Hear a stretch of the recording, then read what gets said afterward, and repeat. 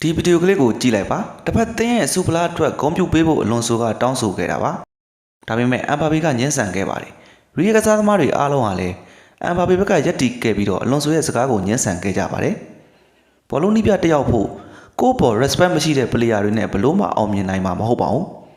ရီယမက်ဒရစ်ရဲ့အဝတ်လဲကန်တွင်းမှာပြိုလဲနေတာကြာခဲ့ပါပြီပိုပြီးမြင်သာအောင်ပြောရရင်ပြီးခဲ့တဲ့ပွဲဘာစီလိုနာကိုအနိုင်ရရှိခဲ့တဲ့အက်ကလက်စီကိုမှာဗီနီစီယက်ကိုလူစားလဲခဲ့တဲ့ကိစ္စပါဗီနီကိုလူစားလဲခဲ့တာပွဲချိန်82မိနစ်ပါဒါကစားသမားတစ်ယောက်အတွက်ခြေစွမ်းပြဖို့လုံလောက်တဲ့အချိန်ပါရီယယ်မက်ဒရစ်လိုစူပါစတာပလေယာတွေပေါ်များတဲ့အသင်းမှာနေရာတနေရာကစားရဖို့ဆိုတာလွယ်ကိုမလွယ်တာပါနေပြတစ်ယောက်အနေနဲ့နီးစနစ်ရလိုအပ်လာရင်ဗီနီမကလို့အမ်ဘာပေပဲဖြစ်ဖြစ်လဲကိုလဲရမှာပါဒါကိုဗီနီကသဘောထားမကြီးခဲ့ပါဘူးအလွန်ဆိုအသင်းမှာဆက်ရှိနေရင်စာချုပ်တက်တမ်းမတိုးပဲအသင်းကနေထွက်မယ်ဆိုပြီးတော့ပါချင်းချောက်ခဲ့ပါတယ်ရီယယ်မက်ဒရစ်အသင်းမှာဗီနီကစလို့ဘယ်လင်ဂမ်အမ်ဘာပေစတဲ့ကစားသမားတွေဟာအလွန်ဆိုပေါ်ယုံကြည်လေးစားမှုမရှိတာအရန်သိတာပါတယ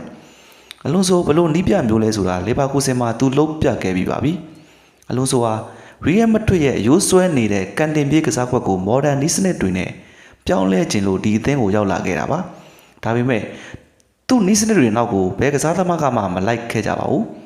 အလွန်ဆိုကိုရီယယ်မက်ဒရစ်ကစားသမားတွေဘာကြောင့်မလေးစားကြတာလဲကျွန်တော်နားမလည်ပါဘူးနီးပြမလုပ်ခင်အလွန်ဆိုရဲ့ကစားသမားဘဝကိုပြန်လေ့လာကြည့်ပါတစ်ချိန်ကလီဗာပူးမှာဆိုရင်ပတ်စင်ကင်းလို့တောင်တင်စားကြပါတယ်သူ့ရဲ့ဖန်တီးမှုတွေကကောင်းလွန်းလို့ပါဒါတင်မဲလားဆိုတော့ free kick မှာလည်းတကယ်ကိုဆရာကြီးပါအဲ့ဒီတုန်းကလီဗာပူးမှာ free kick ဆိုသူကတိတ်တိတ်ကျဲပါဒါတင်မဲလားဆိုတော့ကွင်းလယ်ခံစစ်ကိုပါကောင်းကောင်းစော့နိုင်ပါတယ်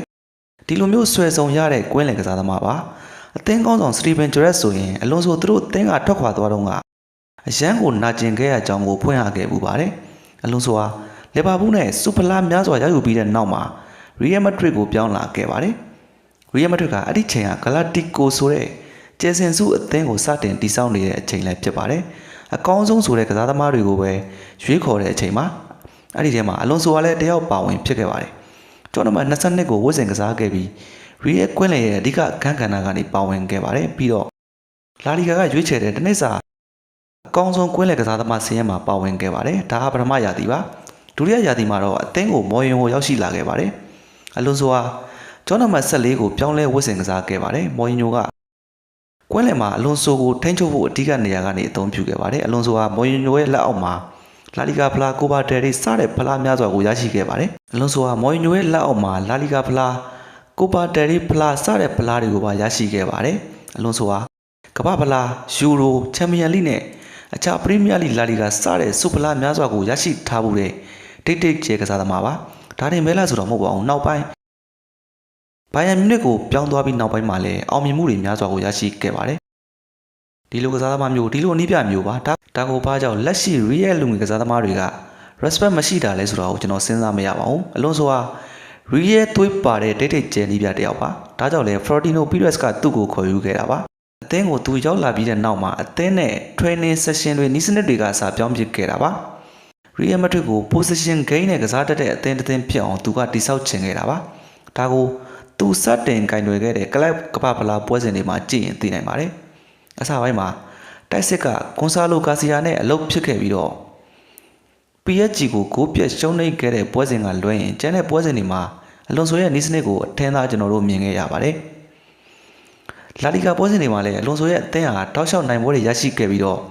့ပေးသက်တွေအတွက်မျှော်လင့်ကျင်စရာဖြစ်ခဲ့ပါတယ်အက်တလတီကိုမက်ဒရစ်ကိုဂိုးပြတ်ရှုံးနိမ့်ခဲ့ပြီးတဲ့နောက်မှာတော့အသင်းရဲ့အဝတ်လဲကန်ဟာစတင်ပြိုကွဲလာခဲ့ပါတယ်အသင်းမှာအမ်ဘာပေတယောက်သာခြေစွမ်းပြကစားနိုင်ပြီးတော့ဗီနီစီယက်ဘယ်လင်ဂမ်တို့ဟာတပွဲပြီးတပွဲခြေစွမ်းပျောက်ဆုံးလာခဲ့ပါတယ်အသင်းဟာတစားထက်တစားအခြေအနေဆိုးလာပြီးတော့နောက်ပိုင်းမှာလီဗာပူးမန်စီးတီးတို့ကိုလည်းထပ်မံရှုံးနိမ့်ခဲ့ရပြန်ပါတယ်အဲ့ဒီနောက်မှာတော့အသင်းရဲ့ပုတ်ဖွဲ့ဟာနီးပြအလွန်ဆိုအပေါ်မှာအပြစ်ပုံချခဲ့ပြီးတော့အသင်းကနေထုတ်ပယ်ဖို့အထိပါသတင်းတွေထွက်ခဲ့ပါတယ်ဘာစီလိုနာကိုဖိုင်နယ်မှာရှုံးပြီးမှတော့နီးပြအလွန်ဆိုကိုအသင်းကနေထုတ်ပယ်လိုက်ပါပြီရီယယ်မက်ဒရစ်ဟာအခုလိုမျိုးဒိတ်ဒိတ်ကျဲပလေယာတွေနဲ့ကျယ်စင်စုအသင်းကိုအရင်ကတိစောက်ခဲ့ပူပါတယ်2000ခုနှစ်ကနေ2006ခုနှစ်အတွင်းမှာတိစောက်ခဲ့တာပါအဲ့ဒီချိန်တုန်းကဘောလုံးလောကမှာဒိတ်ဒိတ်ကျဲတွေဖြစ်တဲ့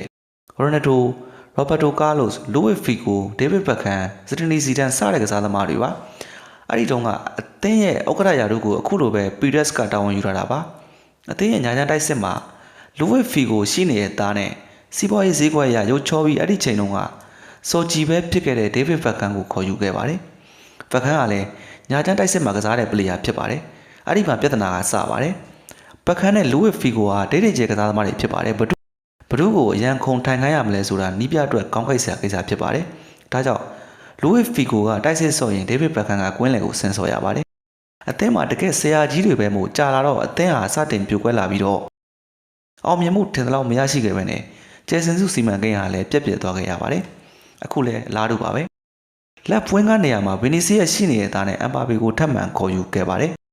။အမ်ဘာပေလိုပရိုဖိုင်မြင့်တဲ့ကစားသမားရောက်လာပြီးတဲ့ကအသင်းရဲ့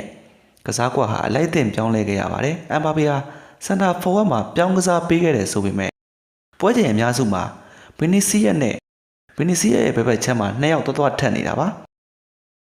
အမ်ဘာပေမကောင်းဘူးလို့ကျွန်တော်ပြောတာမဟုတ်ပါဘူး။အမ်ဘာပေရောက်လာပြီးတဲ့ကအသင်းရဲ့ရှေ့ရင်းဆွဲ position တွေအကုန်လုံးဂျိုးတိုးမောက်ကုန်ဖြစ်သွားပါတယ်။အထူးသဖြင့်ဂျူးပါလင်ကန်နဲ့ဗီနီစီယက်ရဲ့အခန်းကဏ္ဍဟာအရင်နဲ့မတူတော့ဘဲနဲ့ပျောက်ကွယ်သွားခဲ့ရပါတယ်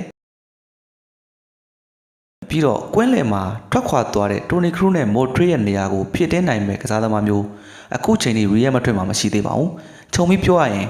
ဗီနီစီယက်နဲ့အမ်ဘာပေတို့ထဲကတယောက်ယောက်ကိုရောင်းထုတ်ရမှာဖြစ်ပြီးတော့ကွင်းလယ်မှာတိုနီခရူးနဲ့မိုထရီတို့လိုကစားပေါက်စင်နဲ့ကွင်းလယ်2ယောက်ထပ်မံဝယ်ယူဖို့လိုအပ်နေပြီးတော့ဒီလိုမှမဟုတ်ရင်ဘယ်နည်းပြလာအသင်းဟာအဝက်လဲကန်ပြဿနာတွေနဲ့အောင်မြင်နိုင်မှာမဟုတ်ပါဘူး။